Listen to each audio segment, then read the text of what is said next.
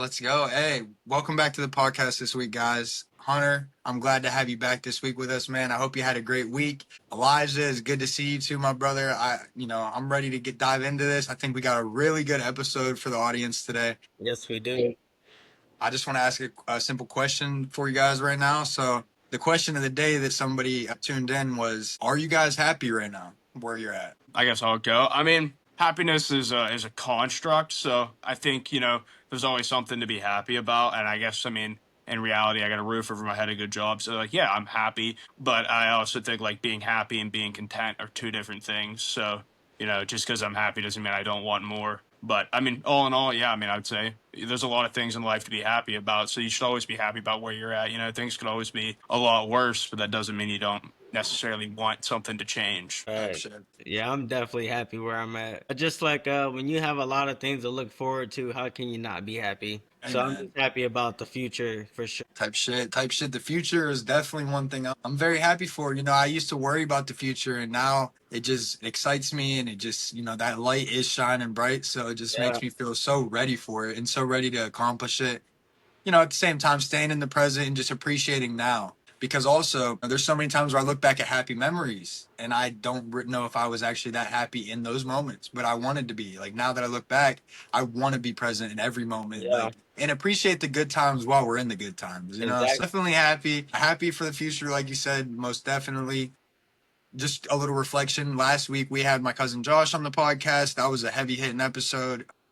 Yeah. He got real raw with us, real gritty, and just told us about his grind from nothing to where he's at and to where he's going. I just want to tease a little upcoming exciting news that we have. I've been doing my networking and getting guests lined up for this thing because this is around episode 5 or 6 for us, and we are getting ready to let this thing unleashed for the world like full Yeah. force. And so I'm not going to get too deep into who they are, but I have two people fully on deck so far. This kid that I saw on Instagram, and he was doing door to door sales with his mom, dude. And I thought that this kid, he has exactly the type of energy we need from a guest on the podcast. So, big things are coming. Stay tuned for the next couple weeks. But without further ado, man, any big life updates from you guys since the last time we all kind of conjoined together? Wins or losses from this week, current mindset that you're focused on right now, or anything like that.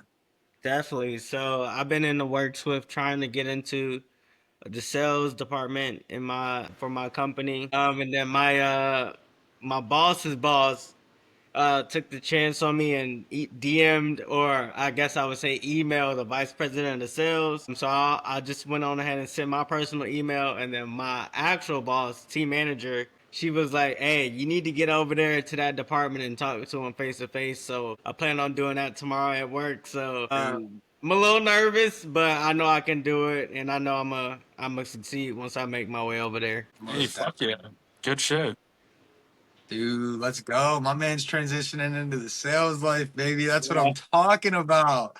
I Good love luck. it. Hey, Hunter, you're fucking next, dude. I bet. I'm seeing it one day soon in your future. It might not be in what you think you're doing, but when them, I mean, hey, I could always sell accounting jobs once I get the CPA. So I yeah, bet. that's an idea. But right now, I'm kind of focused on that avenue for now. I figure sales can come later. If it happens, it happens. But Yeah, and some professions I feel like it definitely can help to get a lot more experience before you go to sell it too, especially like what you're talking about. For the sales positions I've had, it's more so you could get thrown out to the wolves and either eat or be eaten type shit. But Elijah, that's very exciting, bro. I'm very proud of you taking that next step, and I Yeah, can't wait to see where that takes you, man. That's gonna be yeah, lit. thanks. I can't wait to Aviation sales, come on now. That boy's about to be slinging jets. yes, sir. Let's working my go. way there, making my way Let's there. go. Love to see it. Okay. What's been the biggest loss or lesson that any of you guys have taken recently, man?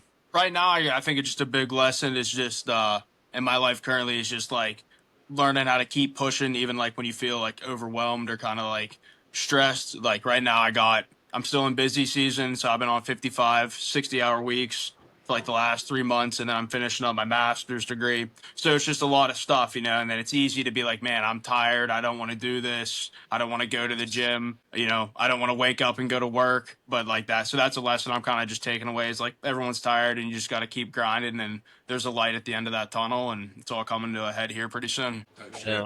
For sure.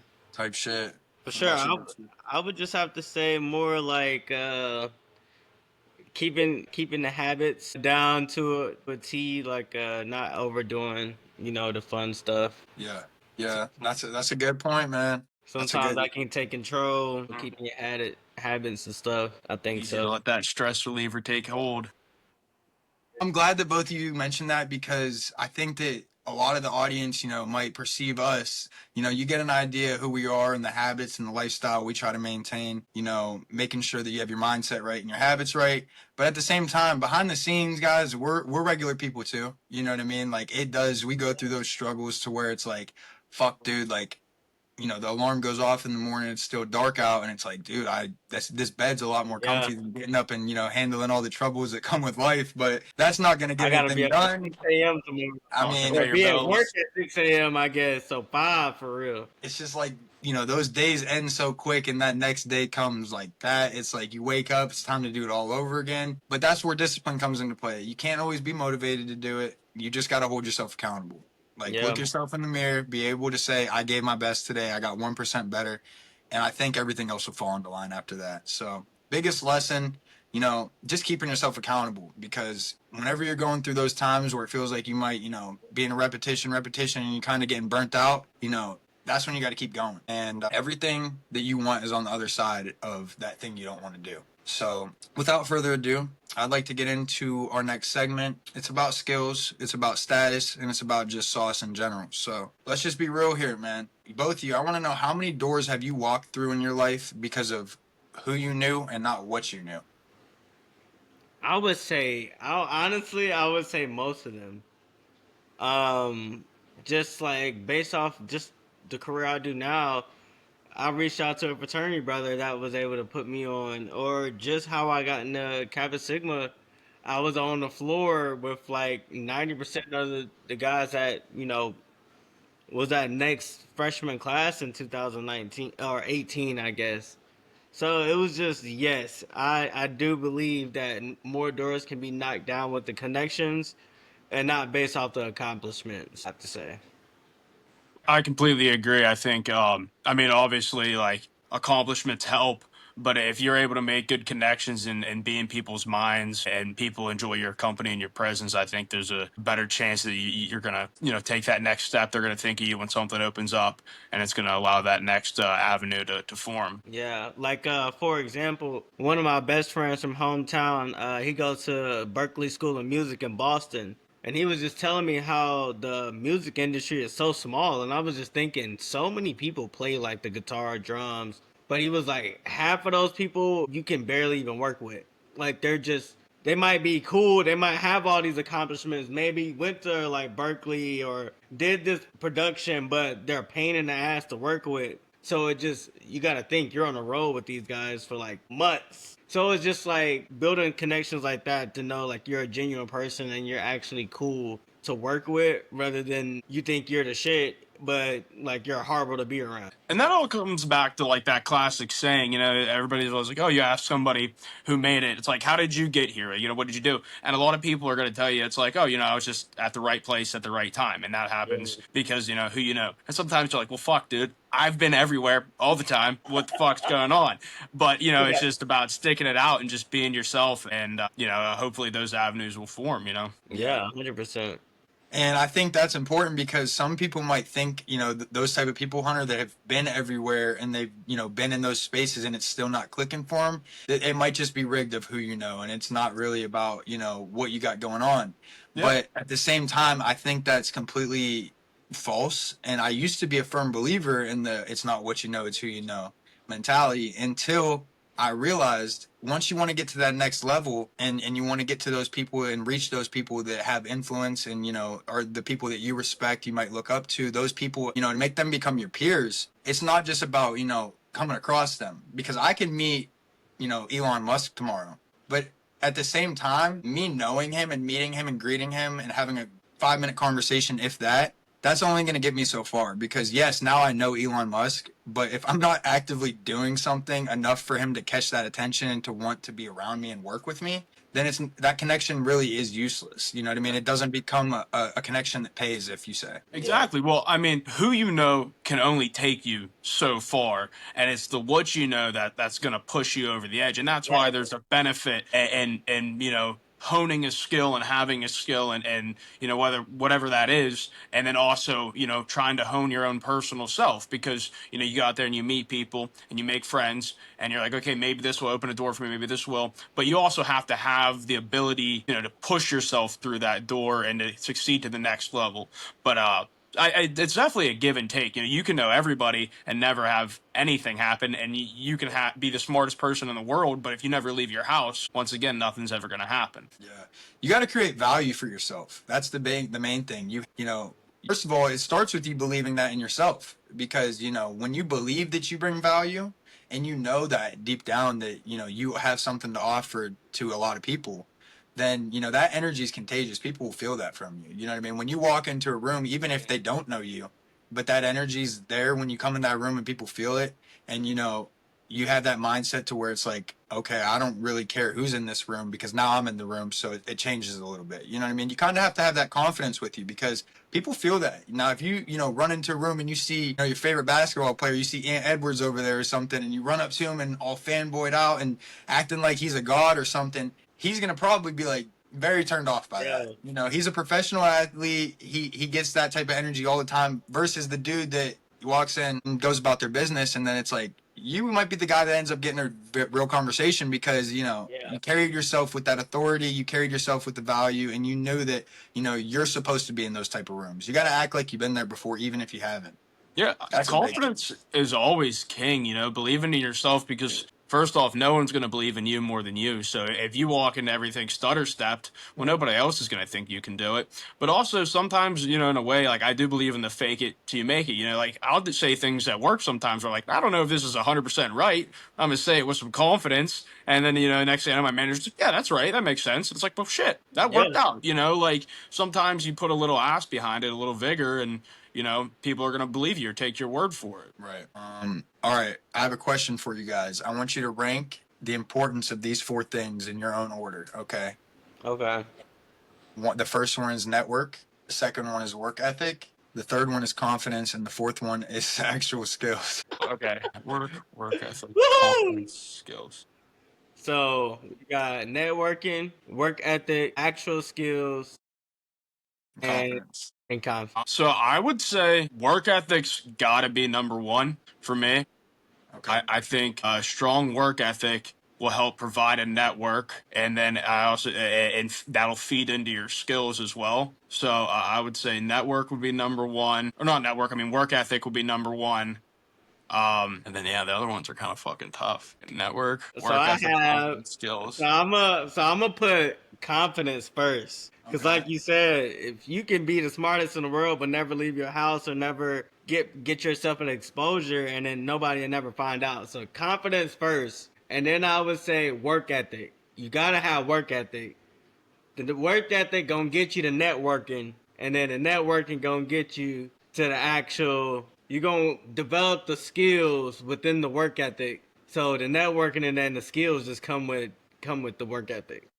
I agree with that. I'd switch your first two just in my personal opinion, just because I That's do fair. think your work ethic is your core. If you can be the confident, like the most confident person ever, but if you're a shitty worker, that's people are going to smell that out. And so I do think you got to actually have that strong work ethic. But I agree with the rest of them for sure. Yeah. Yeah, I here's my stance on it. I'd say okay, number one, I do agree would be work ethic, and then I think as you build work ethic, you will build skills as well. And then as you build those skills, those are the things to me that really builds the confidence. Because once you put in the work and you get the shit done and you start checking off those wins, that's what really gets me going and builds my confidence. When I am what I say I am and I do what I say I'm going to do, that's the type of things. And then I'd have to say network out of those four definitely comes fourth for me because I think if you do all those three things and focus on yourself first, that makes the networking that much easier. Yeah, it'll come. It'll There's Yes. no like right or wrong answer to No, all there's those. not. No. There's definitely not a right or wrong answer. I think most importantly though is just focusing on filling a little bit of all those buckets. So you don't want to have all one bucket. If you're able to put your time into all of them, you'll create a well-rounded Yeah. individual. Yes. I think being well rounded is something that pushes you a far in any work career. If you're able to go into work on time and to get your shit done, people respect that. If you're able to, laugh in the office or whatever you do around your coworkers in a respectable way, if you're able to laugh outside of that, and people like you that way, if you're able to network in a serious event, I think being a well rounded individual, not necessarily the best at anything, but very good at multiple things helps Yeah. push you very far.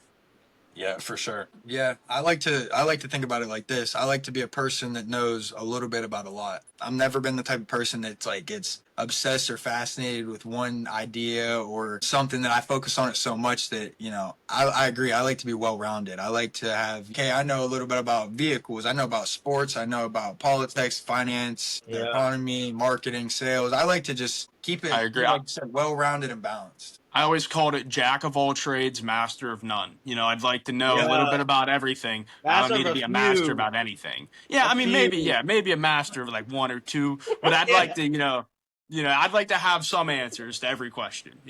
I need to know at least three things, at least a good amount. Yeah. Okay, okay, perfect. So now I'm gonna, start to do a little bit of interactive audience pieces here. So now for the listeners out there, I want to ask you guys a question. And you could drop it in the comments below, send me a DM to the account, whatever you're feeling. But which one got you your last job opportunity? Your resume, your personality, or your connection? And so I definitely want to know, I want to know from the audience, the young hustlers out there that are really getting it, what do you guys think about this? What's worked for you? And if you have any tips to pass on to the rest of the community, drop them down below. Yeah, I would definitely say for me it was the personality came once I had the connection to the job. Because then Maybe for when they got to meet the actual Elijah, they was like, oh, he's actually that's pretty dope. for me, it was a little bit different, but it was also because I've been at the same accounting firm since I was in college. So like my resume was nothing, and I didn't know anybody. So I think it was my personality. Like they gave me that job like 20 minutes after my interview. I remember they called me and they're like, "Yeah, we're gonna give you the job." Where everyone else was like, like the first couple, they're like, "Oh, we'll let you know in like a week or so." They called me 20 minutes later, like, "Hey, you want to work here?" I was like, "Fuck Yeah. yeah!" So I think that, but I think looking for a different job, it might be different now that I have some different skills and everything else. Yeah,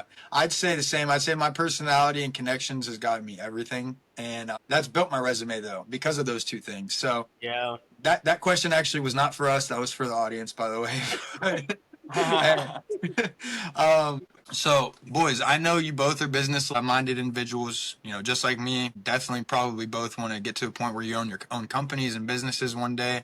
So let's just say a little role play. Imagine that you're in the hiring process of, some new workers or some new reps for your company. What's the first thing that you're going to judge them off of? The resume or their vibes? Definitely their vibes. Yeah, I mean, I think you can tell a lot about somebody from their vibes, but also, yeah, I mean, the resume is a big deal. Like, I know we've had a couple people who they ended up hiring at the firm and they thought it was good, but they had like gaps in their work history and stuff like that, and they ended up being like terrible workers. So, but I mean, I think if you're good at reading vibes, you could get that. Yeah, I think it depends on the industry for sure. Yeah, it definitely depends on like a doctor. I need that resume to be built, baby. Oh, Oh, for sure. you're cool outside the office. But I mean, if I own my own place and I'm hiring people, I want to hire people who, I jive with and who I think, are going to jive with the environment that I'm creating. So I think vibes do have a big deal. But also, sometimes it's good to have somebody who thinks differently than you in a workplace or, they provide a different thought process. Yeah, I think for me, it really doesn't matter. I think I would just go off the personality because any company that I'd have would be hiring sales reps most likely. And I don't really give a shit what your resume says. I think if you got it, then you got it. And I think we could work with you and we could train you.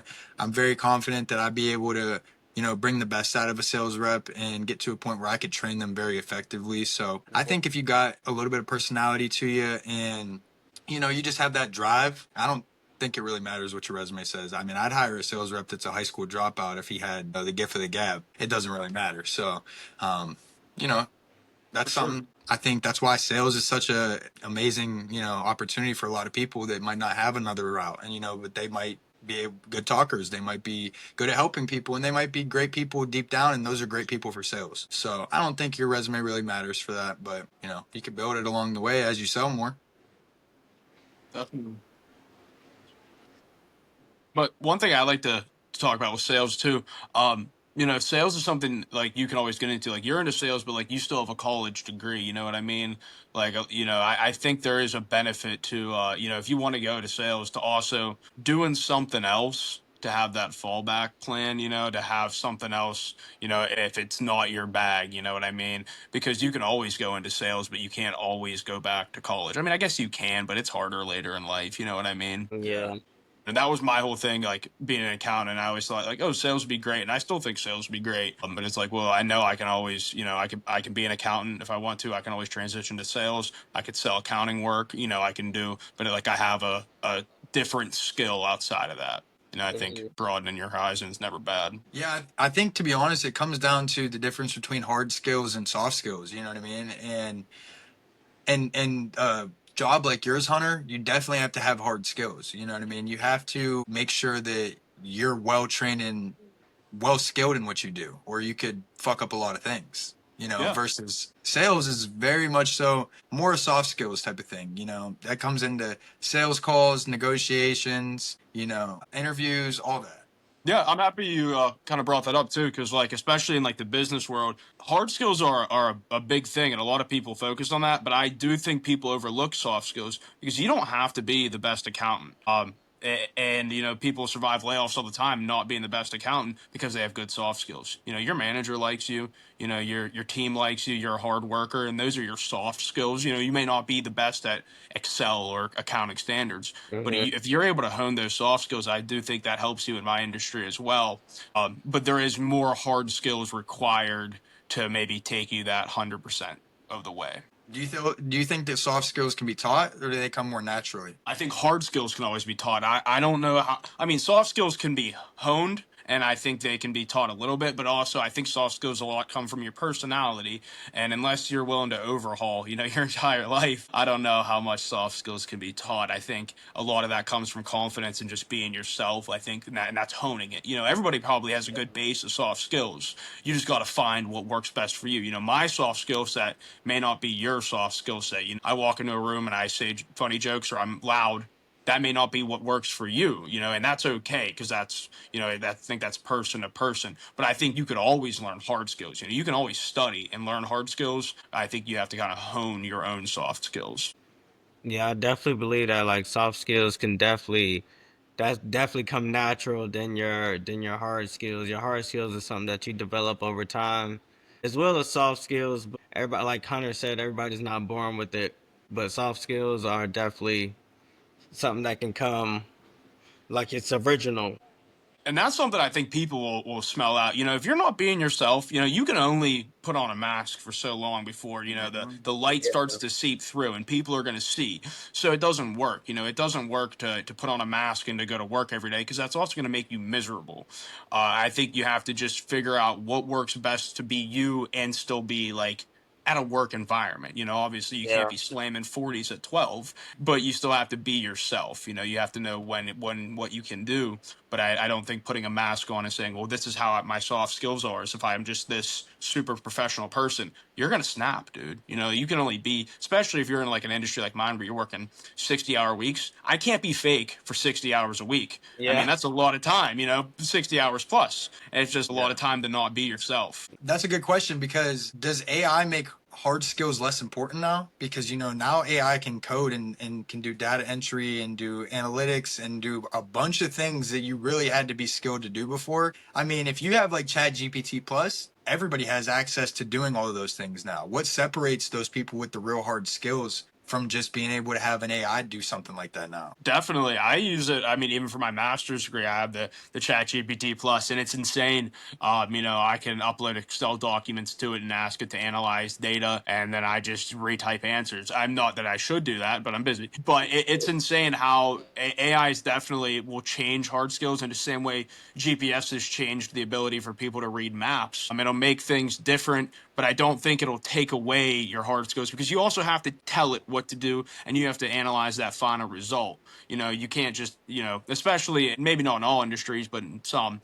And unless we get rid of the workforce completely, it can't do everything because then nobody's going to have a job. So I think it'll change hard skills, but I think you'll still need them. Yeah, I 100% agree. I mean, hard skills is never going to go away. There's always going to have to be people that are actually manually doing things. AI can only go so far. But then again, that's where soft skills really starts to get ahead because you need to have soft skills in this type of environment. With AI Yeah. being able to do so much, you need to create that personal value, something that AI can't offer. And you Hmm. need to work on, your leadership, your communication skills, charisma, just things like that to be able to put you ahead of the game and put you ahead of the curve to be able to be successful because we're getting to a point where in the next 5 to 10 years, AI could probably do, things we can't imagine. And that's Yeah. what's kind of scary. But at the same time, if you hone in on being a real person, charismatic, good communicator, well versed, and just someone that people like to be around, you always have a shot. You always have a job. You know what I mean? I think that's a good time to break into our next segment about how the world is a different place now. And just breaking the generational mindsets that our parents used to live. Hard work, work 50 years, pay off that mortgage, go into debt, get out of debt by the time you're 70 and enjoy it for another 10 years and then you die. And I think our generation is completely against that. Yeah. And we're not really trying to have that.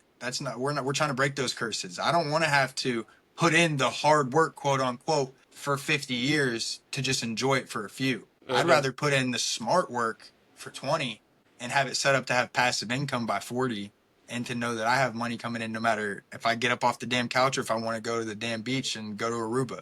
Yeah. So why are the rules that our parents played by, why don't they apply anymore, don't you guys think? I think that's a change to societal structure. I think a lot of that stems from social media and the development of technology. It's a lot faster pace of a world today than it was 50 years ago. You talk about countries and the stock market, things can collapse overnight. Governments can be shut down overnight. Everything's on a grid. And then you talk about the advancement of AI. Everything moves so much faster. Problems can be done faster. You used to have to do things by hand and then by a calculator, and now you have a supercomputer in your pocket.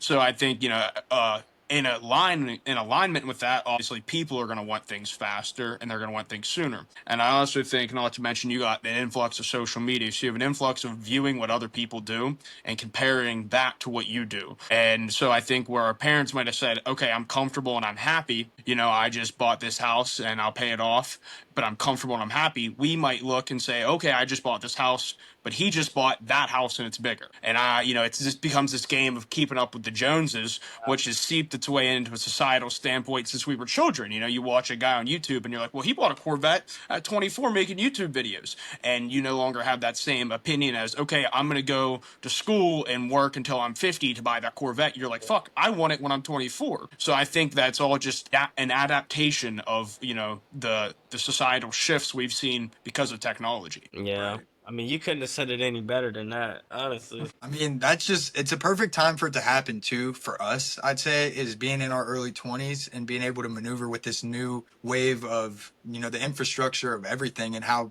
things are going to play out for the rest of our lives. I Yeah. mean, we are in our 20s. We kind of grew up without the social media, without the technology for the first, part of our life. And then once we got into the more social atmosphere is kind of when it actually started coming in. So I feel like with us, we've grown with it and we've seen times without iPhones. Now we have AI.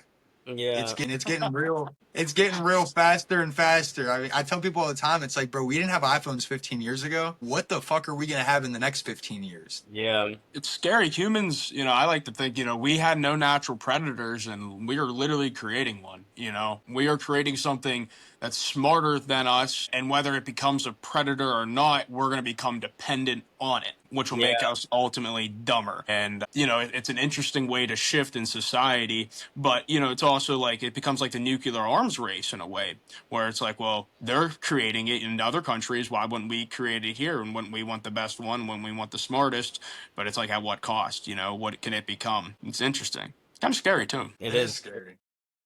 It I'm is. more scared than anything. There was this study or this guy asked AI question about how it would take over the world, and it said an answer that really fucking kind of like irked me a little bit because it was like actually a smart answer. It said it wouldn't take over the world in like the technical sense, like a Terminator. You know, it wouldn't wipe out humanity. It said it would become so helpful that you didn't know how to live without it. It would incorporate itself into everything and anything you did, so that you would become solely dependent on it. And then it wouldn't have to take over the world. You would just be its puppet. You know, it wouldn't have to conquer you. It would already be everywhere. It would already own you. You would be its test subject. You would, you know, it would, you would ask it a question and it would give you the answer it thought was right, and you would listen to it because you wouldn't know any different. And there is a real sense of like, you know, how far off can we be from that? You know, you put AI in your refrigerator, in your car, and you know, and then you don't do anything, and then you are, you know, it doesn't need to roll you. It already does. It controls you. I thought that was a scary thought. We're already there though. We're getting there for sure. You know. Yeah. No, it's happening real quick. It is. And that's where it becomes such a dilemma for young people too, because, you know, the older generation were so based on the hard work. They were so based on going to school and getting that degree, job security, all those type of things that are slowly being like broken up into pieces now. I mean, you go to college and get a degree, you're not guaranteed a job. Yeah. There's a lot of people that we know that have degrees that aren't in that field at all, and they probably will never be. And that's, you know, part of that could be not knowing what you want to do with your life and, you know, picking a major that doesn't really suit you. But even with the ones that do pick something that they really want to do and can't find a job from it, you talk about work hard your whole life, go get that degree, get the mortgages. All of that type of old style, you know, framework is just kind of being blown out the window because it's like it's harder than ever to get a mortgage. There's more student loans than ever. You go to college and can't even get a job with a degree. So all these things that we've been told to do to reach success, I feel like is no longer the path to success. And granted, we're three people with college degrees. You Yeah. two are currently using them. I, And so I think just at the end of the day, we're rewriting what success can look like as we're growing and learning from it. You know, we, at the end of the day, can't go off of that blueprint that they had anymore, I don't think, unfortunately. And well, that's fine because it's time to adapt and it's time to do something different. I also think something we're discounting is something that even the media and the news doesn't like to say. We're in a depression or recession or whatever you want to call it, one just as bad as what the Great Depression was. If you look at the inflation of costs and housing prices and income, and you actually break it down comparatively, we are living actually at a lower means than what they were living at during the Great Depression. I mean, we have tent cities. I don't know if you guys ever remember reading about Hooverville or those Hoover, you know, which were the pretty much tent cities right before World War II. And not to mention housing prices and everything else have increased exponentially. Well, and groceries. And I just saw a study the other day. It was like 1 in 3 people the ages 18 to 34 still live at home, and that's a statistic that we haven't seen as low since the Great Depression. So I don't, you know, nobody wants to say that what's, I think that is what that's happening, but I do think that's a factor that plays into a lot of the things we're seeing right now in society. Is we are at a low point in costs versus income, and it, you know, it changes how people think. You got to find a different way to make money then. Thing that people might disagree with when it comes to success that I agree with is that I don't think there's a shortcut to success. A lot of people think, you know, with the influencers and coming into the online whole business of making money from your phone, from social media, people think that those millionaires that are getting those Lamborghinis at 23 is supposed to be normal and it's supposed to be something that everybody can do, and if you're not doing that you're a failure. No, I think instead of looking for the elevator around the building, you need to look for the set of steps, because to get to the top you're going to have to take the long way. It's never going to happen easy. Fortunately, there is no quick way to success. You have to put in the work. You have to, you know, do it at your own pace, and you have to get it done. Eventually success will find you if you take those steps. That's what I agree with. A lot of people think that you can just open up a magic door and boom, there's $1 million. It ain't gonna happen. Ain't nobody knocking on your door with bags of money. Oh, I completely agree. I think everybody wants to find a shortcut, but I also always tell myself, you know, anything worth doing takes time to do. And, you know, that's the same with success. It's going to take time. It's going to take blood, sweat, and tears. But there is no shortcut. Everybody wants to open up the door and there be money, but reality smack you in the face in the end. Mm-hmm. Yeah, and I would say mine would be success. Everybody don't deserve success, and that kind of ties in back to what you were saying, Chase, about the influencers and taking the elevator instead of the stairs. You know, like, and some people are born to success, and don't use the success the right way. They're kind of assholes about it, or they're big headed about it, or you can't tell them anything because they've already seen everything. And like Hunter was saying, when we were trying to get everything situated, is that also like some people that work hard all their lives and never get the chance to hit success. So it's just that, when you do get to that successful place in your life, don't take it for granted, and understand that people wish that they had at least 1% of what you have. Right. And I think that comes apart with, what gets you in the room versus what keeps you in the room. Yeah. Well, Nepotism versus earned respect. What do you guys think about that? Would you rather be handed a shot, or would you rather grind for one and learn the lessons along the way? Well, here's something I was just about to say that kind of goes off that is I think an important thing of success too is appreciating the journey. You know what I mean? Like things, feel a lot better when after you accomplish them, after you succeed them, rather than, like when you buy yourself something, something you've really wanted because you worked really hard and you saved up the money to do it. It's like, wow, I did that. That's successful. That gives you a sense of like accomplishment versus when somebody just buys it for you and hands it to you. Now, you always say, the easy way out. Yeah, sure. I wish I was born a millionaire and I didn't have to work. But also, if I appreciate the journey and the process it takes me to get here, by the end, it's going to be like, wow, I had some hard times, but I also enjoyed that process. I enjoyed, the transformation that took me through. And I think that's important too, don't get too caught up on the end goal sometimes, take a look around and enjoy the process. I Exactly. said it before and I'll say it again. You dance too fast, you miss the music. I can't dance. I'm a pretty good dancer. You're not a dancer. I'm not.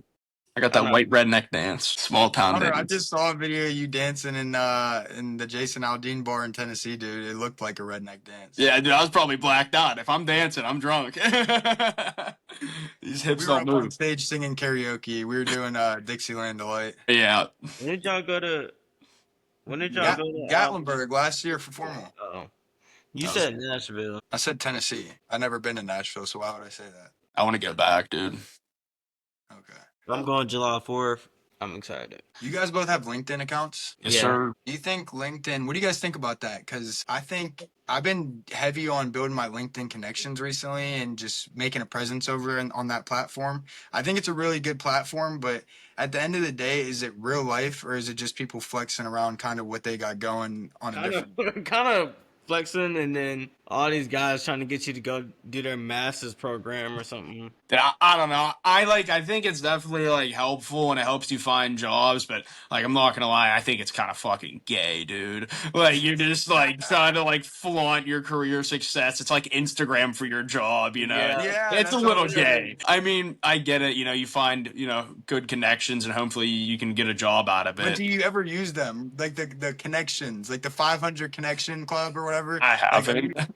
what? But like, no, for real. I mean, it doesn't matter if it's business. It's a business social media, is what it is. Yeah. At the end of the day, like you said, it's just people flexing their careers. I think it's important to have an account and to be out there, just like every other social media. If you're looking to build a personal brand from it, it can be influential. But if you're just out there like everybody else, just wanting to make your post of your next job move, and I think it is funny because at the end of the day, you connect with a bunch of people that you really don't give a shit about. Don't know And it's anything like, about. oh my gosh, Trevor just got a new job at Subway. Oh my gosh, guys, let's fucking go. I think it's helpful, like if you're thinking about like finding a new job though, or like maybe moving like cities or something, and it's like, okay, I want Yeah. to work here. Like maybe let me look at a couple. Like for my instance, accounting firms. Let me look at some firms here and connect with all these people. But also, it's kind of like weird. I'm gonna hit them up and be like, "Yo, dude, I'm thinking about moving to your town." It's kind of fucking gay, but I get it. Yeah. I mean, no, it works if you use it the right way. I think you could definitely like create a lot of connections off of it that could be valuable and could pay in the long run. Yeah. But at the same time, it's just the same thing as like it's not about what you know, it's who you know. But if you're not being somebody and doing something, then it doesn't really matter because who the fuck is gonna hire you or want to work with you based off your LinkedIn profile? Yeah, like it helps. It's like a resume builder, but at the same time, I think it's just that it takes away from the real life connections. I'm never gonna meet most of these people Yeah. that I don't know from LinkedIn. I only use it for like updates too. You know what I mean? Where it's just like, I got promoted. I got my master's degree. You know, You like should have like a some plan. people they post like all the time on it. I tell you what, the last thing I want to do at the end of my day is to post something on fucking LinkedIn. You know what I mean? That is the last thing on my mind. But I got a good question for you. Would you rather take 10K worth of skills training, or would you rather have 10K worth of access to rooms with millionaires and billionaires in it? 10K worth of access to rooms with millionaires and billionaires Yeah. is like skills, you know, that you're taught only take you so far. I think a lot of times, especially once you have a skill, it's about sitting down with other people and hearing their journey and their path and what helped them, and you know, kind of just learning from them. I think a lot of like you learn a lot of skills from other people. You know, like Yeah. skill training is just college, and I'm not gonna lie, I think college is kind of a fucking sham. You know, you can't really teach somebody how to do something to a perfect degree. They kind of have to learn it themselves. So I think it's more beneficial to actually talk to somebody about what they did and the path they took, and are they happy. Yeah, for sure, for sure. Okay, next segment, I have some advice for the hungry ones out there. I want us to dive in a little bit more back on the audience and, giving a little bit of feedback and some of our own input and advice. Right now, we're pretty much talking to anybody from the 16 to 25-year-old range, I'd say. Um, each host, I want you to give one power move that you would do if you could go back to your 17-year-old self, or talk to somebody that's 17 years old, maybe younger, and kind of give them one move that you would definitely get them to start going on like now. Develop a game plan. Okay. A lot of people say life comes to you and don't like chart out where you want to be. I disagree wholeheartedly. I think you should have a game plan. Like, this is where I want to go. This is what I be, and don't try to put specific like dates on it. Just put like within like years, like between these ages or this I want to be here and there. Cause like, yeah, if you don't have a game plan and you just go into things like getting a business degree but then have no plan to do what the business degree, then it's going to be you went to college for no reason. And that's the problem. Nobody had a game plan to what you wanted to do in that degree, because that degree is so broad, you can use it for literally anything, so have a game plan. Yeah. I 100% agree with that. Definitely. Here's an interesting one. If I could go back to my 17-year-old self, and this may not be wholly true for everybody, but I'd like to tell myself to take save more money and spend more time looking at like investing, whether that would be like in a stock market sense, in a Roth IRA, or even just like in like a property or something like that. I think you know, as a kid you just always like, oh, I can do that next year, I can do that next year. But like keep like if you were to start a Roth IRA, and if people like, I mean, this would be true for you, Chase, like a salesman. Like I have a 401k at my job and I have a Roth IRA, and I know we're all about, you know, like we want to be successful young, but like let's be honest, you have to be successful. You have to retire eventually, and you want to retire comfortably. So maybe you know, are middle class your entire life, and then you want to retire at 60. Well, you want to be able to live that out and maybe leave some money for your kids, and that's where a 401k or Roth IRA comes in. But if you start that at 17, you know, by the time you're 25, those, you know, 7, 8 years of compounding,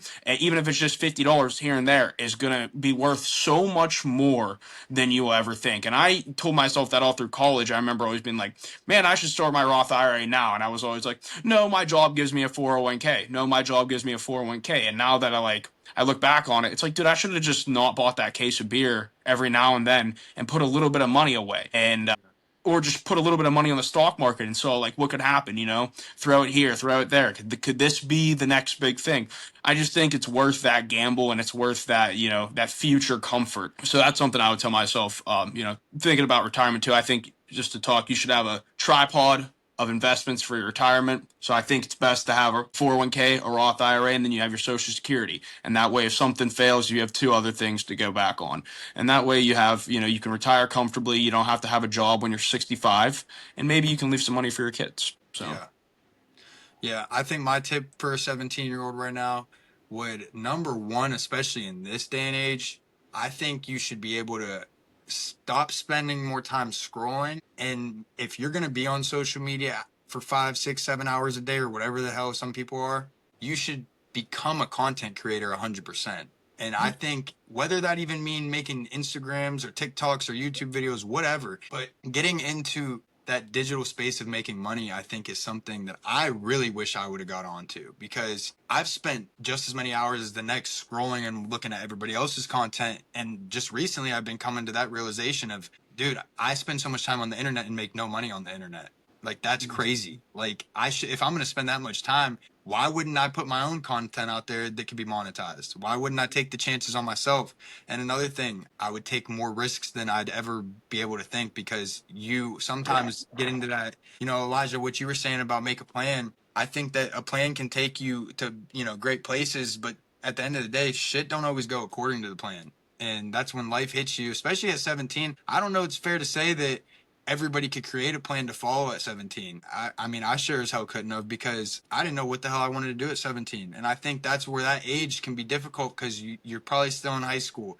You probably haven't experienced much of the real world outside of your parents' house. And so it's hard to be able to say that you could just create a plan and follow that plan and it'll lead you to success, because shit, bumps and roadblocks along the road will happen. And, just taking those risks keeps you more so you could take that next risk that could lead to something, versus if you focus on one plan so hard and it doesn't end up working out, then it's almost like you got to reset. And I'm not saying don't focus on one thing. Absolutely put your energy towards, maybe one, two things. I wouldn't say anything more than that, because then you're kind of half-assing everything. You only have so much time in a day, only so much effort to do things, and then you're just juggling responsibilities. I think though, if you're gonna make a plan, and I'm a firm believer that, plan A, put all your energy towards that and don't really focus on plan B as much, because then, if plan A don't work, you fall back right to plan B, and it's almost like you use it as a crutch versus Yeah. just grinding it out and making plan A work. Again, easier said than done, because life does happen and shit pops up all the time. But I think taking risks and putting yourself out there is what I would say to a 17-year-old right now. Because if you're shy, if you're a little bit in that stage where you're in the social settings and, you want to do what everybody else thinks is cool, you want to do what everybody else is, the wave that they're riding, that could take you down a bad place. The cool kids in high school don't always turn out to be the cool guys in real life. You follow the wave right into, the Mhm. whole shit show. Just take risks, be yourself, and put yourself out there. Especially when you're Um, young too. I mean, you got a lot more time to pick yourself up if you fall. You don't want to be taking risks at 50. You know what I mean? It's a lot harder to take a risk and to fail at 50 than it is to take a risk and fail at 20. You got a lot more time to recover. yeah. And definitely focus on those soft skills. Focus on, building your character up. Make sure that you are a whole individual and that you're not somebody that has loose strings, needs attention or validation to feel whole, all these little things that don't really end up mattering in real life. The attention, doing what other people think is cool and people appreciating it only gets you so far. It really doesn't ever matter in the long run. You got to do what's best for you and what's going to improve your life. So make sure, you have intention with your moves. Don't just do things because other people are doing them. Do it because you think that that's the right thing for you. Be active with your own life. Take control of your own life, because if you don't, it'll come back and bite you in the ass. Yeah, I mean, if you're broke, you're 18 to 25, and you don't understand any of this or what we're talking about right now, it's a good thing, because now we brought it to your attention and you're aware. So you can actually start to make changes. It isn't too late. Like Hunter said, there's 50-year-olds that probably end up taking risks that they wouldn't have needed to take if they would have just taken them a little sooner. You wait too long and you always think you have tomorrow to make something happen, and tomorrow's not promised. You got Yeah, to act. You got to put action in today. I got a real world example of that. My dad, at like 45 years old, quit his job in orthodontics and prosthetics to buy a motorcycle business. Does he love it? Is that his dream? Yeah. What does he tell me every day? He's like, I wish I would have just did this sooner. He wishes he would have, instead of going to school to be to build prosthetic legs, he wishes he would have just done that when he was younger, because now he's older and he's like, I'm tired and I'm doing this now, and he loves it. But so there is something to say about like following your dream when you're young rather than maybe switching when you're older. Not that he's in a bad spot at all. It's just that's a real world example of it. He always says, "Man, I'm old and I just did this." It's a lot easier to do it when you're young. You got energy. That's pretty dope, though. Yeah, it was kind of a power move on his play to be like, "Fuck this, dude! I'm quitting and buying a company at 50 years old." But Do you take out yeah, the bikes a lot? yeah, oh yeah, he's fucking always got something new, something different, and it's a cool little place. It's fun. Yeah. Hunter's dad is way cooler than he is, actually. I met him, and I don't even know how that's your dad. Like, I see all these motorcycles in his garage. Hunter's like, yeah, that's not really my thing. I'm like, dude, is this guy a pussy or what? Yeah, he's a lot cooler than I am. That's for sure. Any guy that owns a bike shop, you're probably a pretty cool dude for real. Yeah, Yeah. yeah, it's pretty sweet. And then, you know, just moving forward with that to the audience and to the youth that are out there listening, there's three things that I want us to break down and I want us to all kind of give a little bit of input on. The number one thing, of course, is mindset. We want to make sure we come back to that. What mentality you need to adopt at an early age to be able to have that road to success pan out for Oh, you.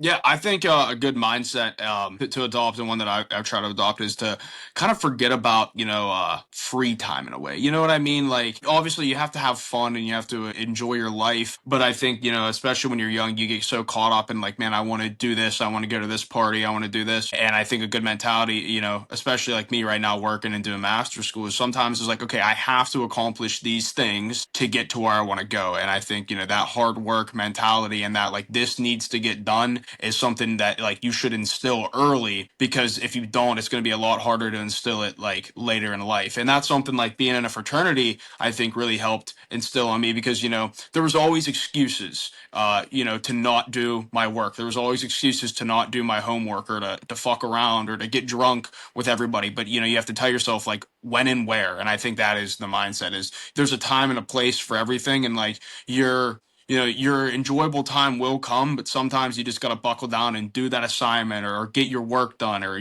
go to the gym, do something for you. And it's not always going to be sunshine and rainbows, because, if it is always sunshine and rainbows, you're doing something wrong. You know what I mean? And I think that helped me. And that's something I'm still kind of carrying, where, sometimes I just want to come home and not log back onto work or not do my homework. But it's like, fuck, I have to do this, in order to get to where I want to go. Yeah, everything you just said is definitely key. I think that most people don't know why they don't have the things that they want, but at the same time, those are the same people that are avoiding all the work that will get them those things. Everything that you want is on the other side of that work that you're not willing to put in. And that's just whatever that may be on a daily basis. It doesn't have to be your physical job.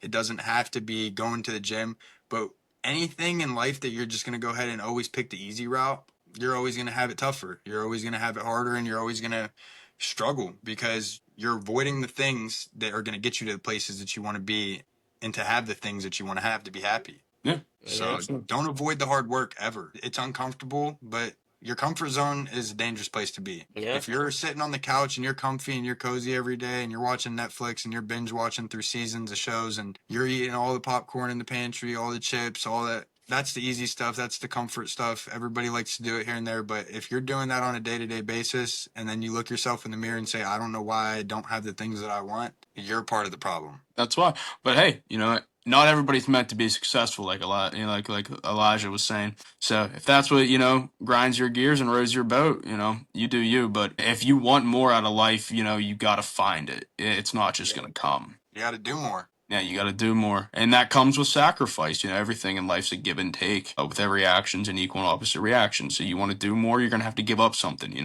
don't think I want to come home and play video games for 8 hours? It's a trade-off.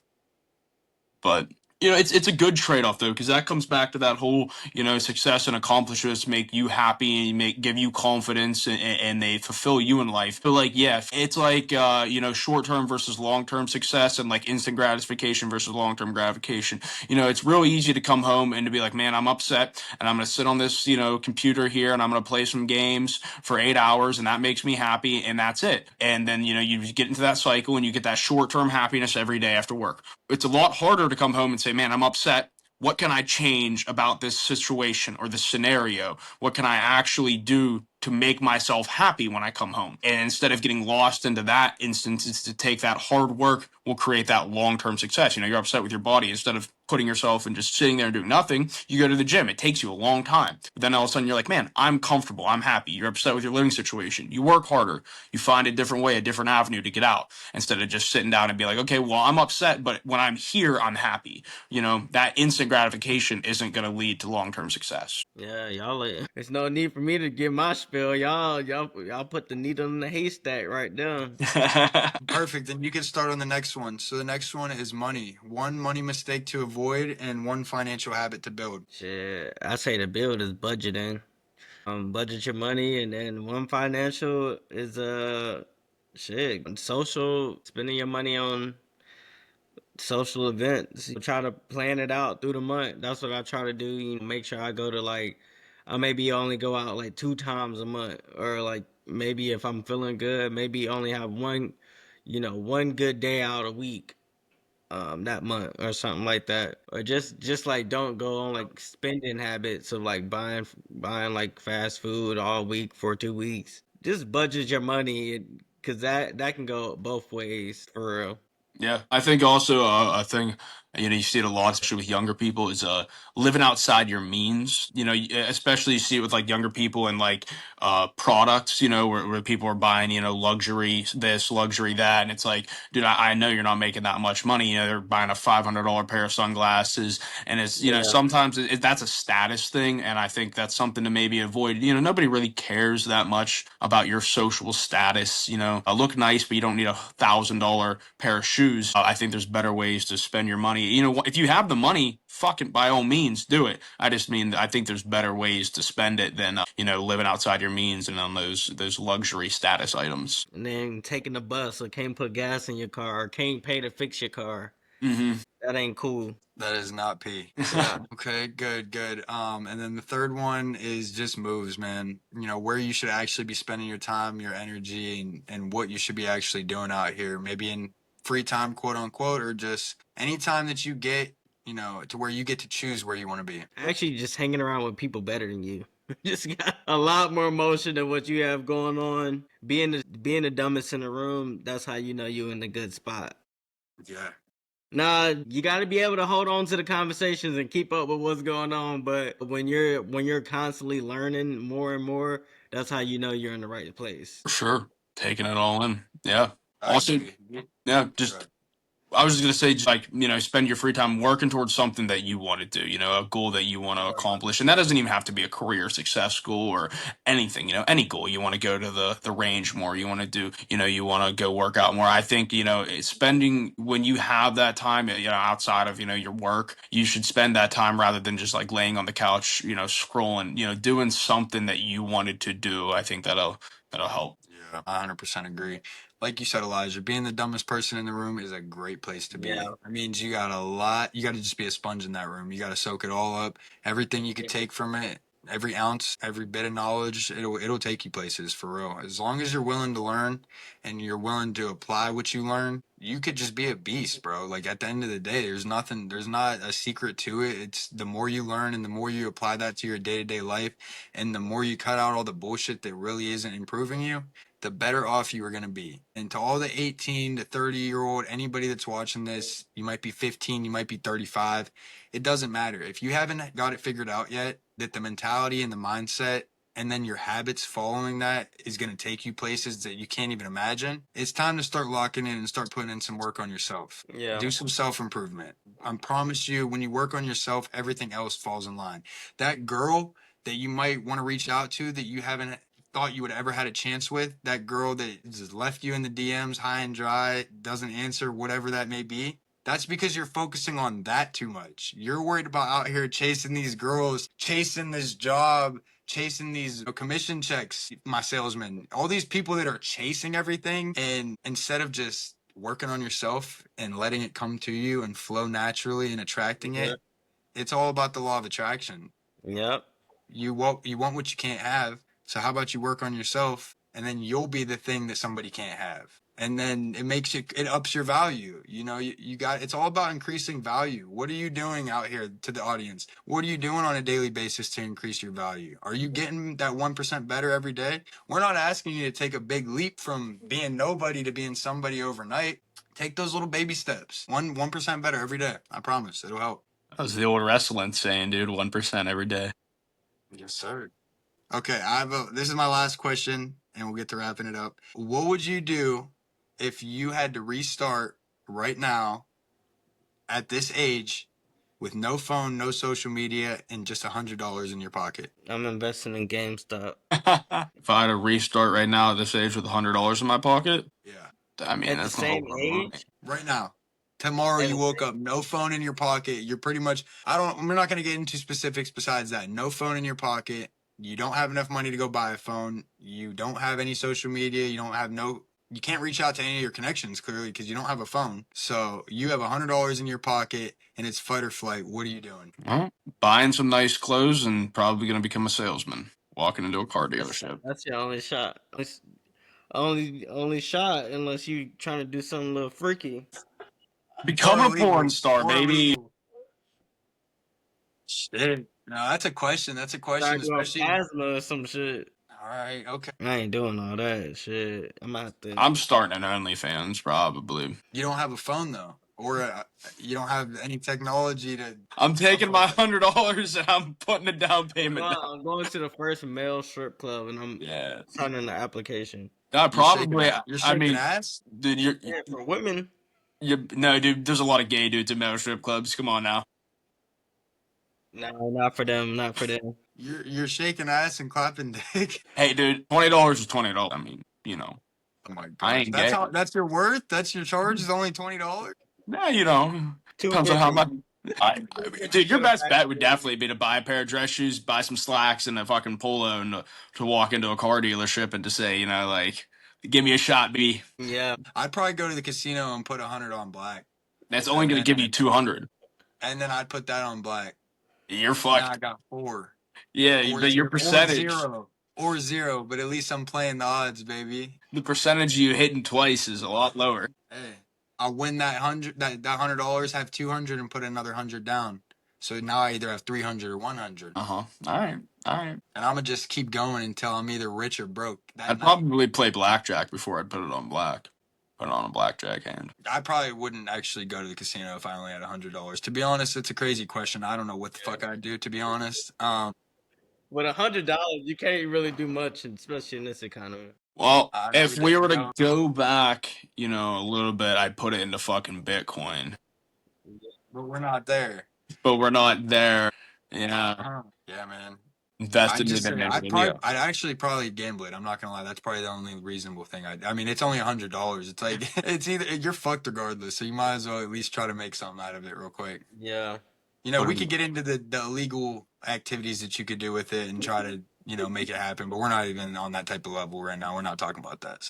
I'd buy a pound of meth and smoke it. Okay. Okay. Yeah. A little bonus challenge to the listeners out there. I want you guys to go ahead and send this episode to one person that's been doubting their own path. Somebody that you have talked to in your life that's not very sure of themselves right now.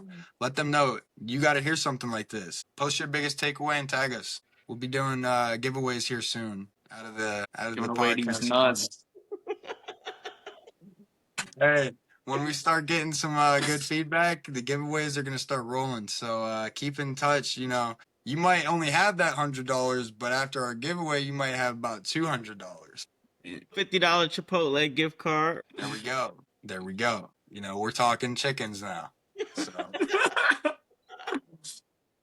But yeah, man, I really appreciate you guys for tuning in. I know today we had a lot of technical difficulties for some reason. Riverside didn't want to show up today and play, so it is what it is. I'll chop and screw it. It'll be good. Not really that worried about it. Wrap up thoughts for the week. I think we really honed in on the mentality part of life, the connections, soft skills versus hard skills. Just a lot of important info for the audience to take away today. Great info for free. I should be charging you for this. I'm not gonna lie. But that's not for this platform. So next week, But if you do want to pay for something, my OnlyFans. we'll drop Hunter's OnlyFans in the description below. Just click on it. It's free for 30 days. And then it's $300 a month. But the content on it is solid, so don't worry about it. I just want to give another quick gratitude shout out. I'm very grateful for you guys. I'm very grateful for where we're at. This podcast started with "Are we happy?" And hell yeah, we're happy. Things are rolling. Things are great in our lives. We want things to be great in all of your lives, and I hope that you could take some of this information that we've given you and you could take it and apply it to your own lives and become better versions of yourself. That's all I want you guys to be. Whatever you do, do well, and may success attend your efforts. So, yeah, man. With that being said, that about wraps it up for the week. Appreciate you boys and girls for tuning in. for name to be determined podcast because we're about to get copyrighted, but that's another story. So thank you for tuning in to the podcast, boys. I'm Chase Lucci. This is Hunter Hoy and Elijah Wiley, and it's been as real as it gets, boys. Shout out to you. See you next week. Smell you.